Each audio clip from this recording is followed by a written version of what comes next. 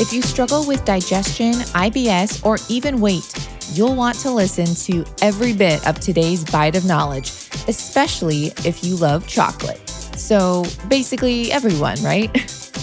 Today, I'm sharing how chocolate affects the microbiome and how it can actually benefit the gut. But it's not the Hershey's chocolate or Reese's cups you find in line at the grocery store.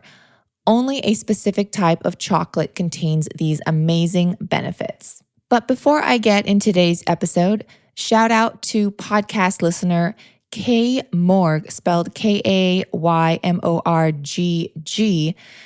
They wrote, I love this podcast and I have learned so much in my time listening, whether it's myth busting, a current fad with research as to why it may be a myth, or for a deep dive into all things health and wellness, gut health, fertility, brain health, and so much more.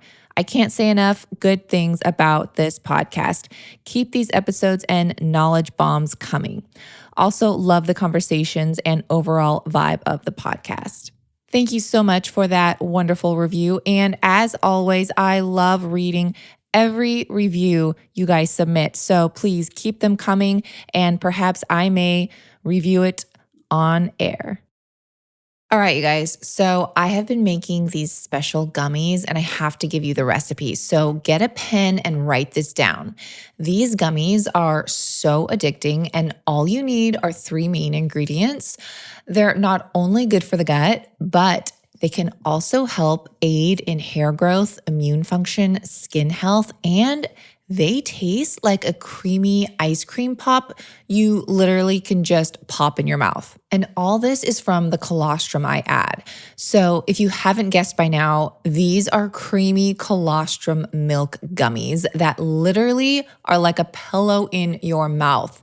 You can add a touch of honey if you want, or keep them 100% sugar-free for all my keto and low-carb friends. I'm sure you guys have heard me talk about Armor Colostrum over and over by now, and for good reason.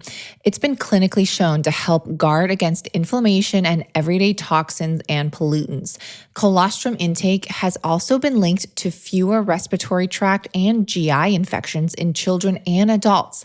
In fact, there are over 5,000 published studies documenting the benefits of colostrum and its ability to optimize health from when we are born all the way through our elder years. But Armor Colostrum is different from others on the market, and it's something I started taking back in March 2023, long before all the hype. They use a proprietary cold chain biopotent technology that distills over 200 functional nutrients, guaranteeing the highest bioactive integrity and bioavailability. Another thing I personally love about this company is that they only use the excess colostrum from grass-fed, pasture-raised, happy cows that are no longer needing it to supply their young. So you know you are not taking away from animals that need it. Only the surplus colostrum is used, and Armra makes sure they are getting only the best from healthy USA cows from family farms. Okay, so here's the creamy colostrum gummy recipe. Just get 2 tablespoons of grass-fed gelatin, 1 cup of your milk of choice, dairy or non-dairy, 1 tablespoon of honey, which is optional, and 1 tablespoon of Armor Colostrum's unflavored grass-fed colostrum. And you can save 20% if you use code DIGEST at checkout on their website. It's tryarmra.com. Again, that's code DIGEST, and that will save you 20%. So what you're going to do with the ingredients is first you're going to pour the milk into a small saucepan, sprinkle the gelatin over the top and allow it to bloom for 5 minutes. If you're using honey, you're going to add that now, and then you're also going to add Armor Colostrum to the pan. You're going to bring it to a medium heat while whisking. Just be sure not to boil it, just a medium heat. Now, once the milk is slightly warmed and everything is dissolved, just remove the pan from the heat and pour into any mold of choice or a glass dish. Then place the dish or the molds into the fridge for at least 2 hours or until set. Once set, Just pop the gummies out into an airtight container, and then you're just going to return it to the fridge to store it. If you are using one large dish, then you can cut them into squares or whatever shape you prefer. If you haven't tried Armor Colostrum by now, here's your chance. You can save 20%. Just go to tryarmra.com and use code DIGEST to receive a special discount for my podcast listeners. That's tryarmra.com and use code DIGEST. Again, that's tryarmra.com and use code DIGEST at checkout. I am sharing about chocolate and how it benefits the microbiome, or more so, how cacao benefits the microbiome. Because cacao is what chocolate is made from, and cacao is the purest form you will find. It comes from the cacao bean or cacao pod, and 70% of the world's cacao beans come from West African countries. Just like apples, which have multiple varieties, there are also several different varieties of cacao. The three main varieties are Forastero, Criollo, and Trinitario. Forastero is the most widely used, comprising of 80 to 90% of the world's production of cacao. The beans of the Criollo variety are much more rare and considered a delicacy. If you ever watch my Instagram stories, I'm always talking about Santa Barbara chocolate and using their chips and 100% unsweetened discs. Those are actually from the Criollo cacao variety and have a naturally sweeter taste than the typical cacao you would taste. That's why I don't even need to add sugar. I find it just super smooth and sweet, and I personally love baking with it. I also add a handful of that cacao, the Criollo kind. I put it in my coffee. After I blend my coffee, it's all frothy, then I take a handful of it and I put it in the cup, and then it just sits at the bottom of the cup. And like when I'm done with my coffee, it's kind of like a concentrated hot chocolate coffee situation, and it makes for the perfect little bite. So side tip there, add chocolate to your coffee. Pure, unsweetened chocolate. Criollo cacao, get this you guys, Criollo cacao also tends to be less resistant to several diseases that attack the cacao plant. Hence, very few countries still produce it, and it's much less used. So, side note, if you do want to try Santa Barbara Chocolate's pure 100% organic, unsweetened Criollo chocolate chips, you can use my code LITTLESIPPER, LILSIPP, at checkout on santabarbarachocolate.com, and that'll give you a discount. Now, the third variety, Trinitario, is from Trinidad and is a hybrid between Criollo and Forastero. Okay, guys, so get this. 300 to 600 cacao beans are processed to make just 2 pounds of chocolate. The amount of beans processed depends on the desired cacao content. First, the beans are roasted. Next, they are cracked and deshelled, resulting in pieces called nibs. Since nibs are directly from the cacao tree, they contain high amounts of antioxidants. But then the next process would be to grinding the nibs into a thick, creamy paste known as chocolate liqueur or cacao paste. This liqueur is then further processed into chocolate by mixing cacao butter and sugar and sometimes vanilla extract, and of course, many other brands add emulsifiers, and then it's tempered. There are many other steps involved in making a chocolate bar, but I'll stop there. Why I wanted to share all of this processing info is because I want you and everyone to realize that chocolate goes through many steps to get from bean to bar. And the best kind of chocolate, of course, is the purest kind in bean form. I actually add 2 pure cacao beans on top of my daily smoothies for the health benefits and, of course, that crunch factor. But if that's too much for you and you do prefer a chocolate bar, keep listening because I have some great recommendations.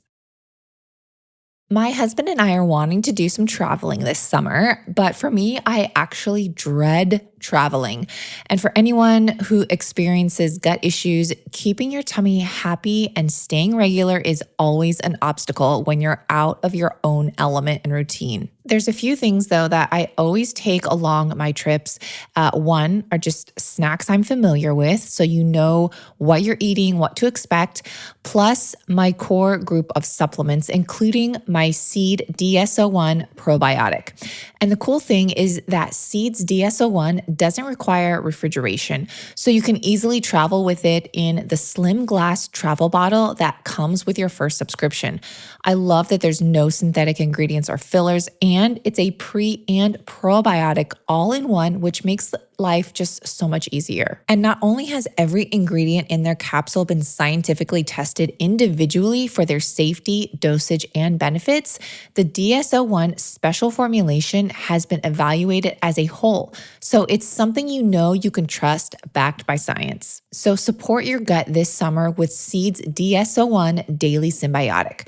Go to seed.com/digest and use code 25digest to get 25% off your first month. That's 25% off your first month of Seed's DSO1 Daily Symbiotic at seed.com/digest and use code 25digest. Okay, so let's talk about the health benefits. Cacao's prebiotic properties. That's right. It actually has prebiotic properties to help fuel the good bacteria in your digestive tract. Research published in the National Library of Medicine shows that cacao has a positive effect on gut microbiome and helps rebalance digestive health. Scientists from Louisiana State University reported the friendly bacteria in our gut can use cacao powder to make compounds known to actually reduce inflammation. There have been several other studies showing the consumption of cacao and how it increases the levels of friendly bacteria in the gut. One study from the Department of Food and National Science measured higher levels of lactobacillus and bifidobacterium species in the intestines of human volunteers who drank high cacao chocolate milk for 4 weeks. The same team previously revealed that components in cacao can reduce the growth of Clostridium bacteria, which are present in the digestive tract of individuals with inflammatory bowel disease. And check this out, you guys. In pigs, higher levels of the friendly bacteria Lactobacillus and Bifidobacterium species were also found in the colon in response to a high cacao diet, and previously known inflammation levels in those pigs were reduced. Now, remember, just because these studies support the claim that cacao can be beneficial for our gut flora, cacao does not equal chocolate. The cacao used in research was not our everyday chocolate bars filled with refined sugar, preservatives, lectins, and added flavorings. The benefit you will get will only come from pure dark cacao. When choosing a chocolate bar, look for at least 80% cacao and make sure it's free from refined sugar. I do want to note coconut sugar or raw cane sugar is okay if you do want it slightly sweet. I personally always tend to opt for 100% cacao most of the time. And of course, I love my little sweet chocolates here and there. Don't get me wrong. Now, if you want a very long list of 100% dark chocolate bars and brands on the market, I'll be sending that out this Friday to only my newsletter subscribers. So just go to littlesipper.com/subscribe. That's LILSIPPER.com/subscribe and enter your email to get this newsletter coming out this Friday. Again, this will only be going out to subscribers.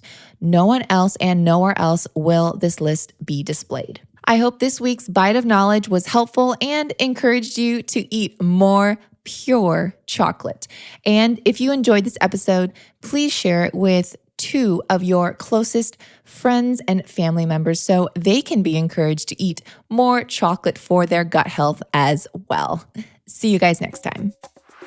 Thanks for listening to this episode of Digest This. If you enjoyed this episode, please leave a review in your podcast app to let us know.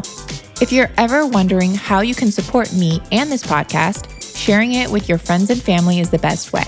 This is a Resonant Media production produced by Drake Peterson and edited by Mike Fry. To email the show, message us at digestthispod@gmail.com. See you next time. The content of this show is for educational and informational purposes only. It is not a substitute for individual medical and mental health advice and does not constitute a provider-patient relationship. As always, talk to your doctor or health team first.